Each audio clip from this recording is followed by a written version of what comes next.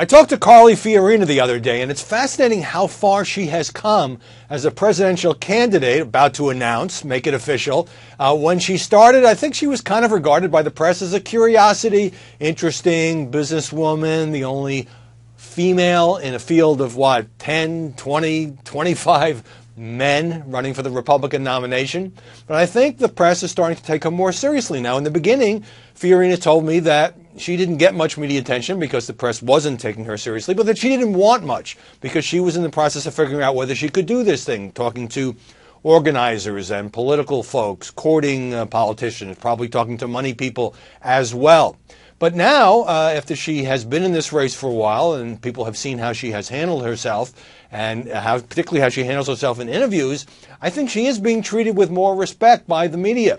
Now she has a couple of advantages. She's very quick to say, I am not running for president because I am a woman, but it clearly doesn't hurt her. And as she is the first to say, that it distinguishes her from all these suits, the people who would be her competition. But also, she has kind of assumed the role as the chief attack dog against Hillary Clinton.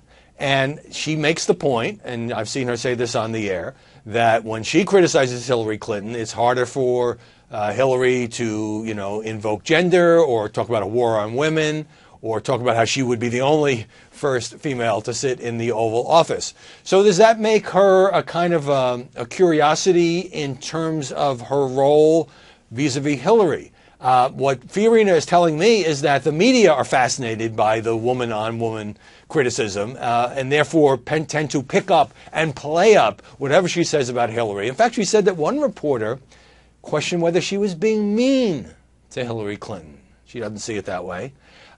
So I think part of that is she does sort of fill that void, and I think she is more comfortable at this stage of the game going hard after Hillary Clinton, and she has it is harder to criticize her for any of this sort of, is she being sexist kind of thing. But the other thing that distinguishes Carly Fiorina, of course, is that she's never held elective office. She ran for the Senate in California and lost. She is a career corporate chieftain who also got fired from her job at Hewlett-Packard, and she's happy to talk about that and how it was a boardroom brawl.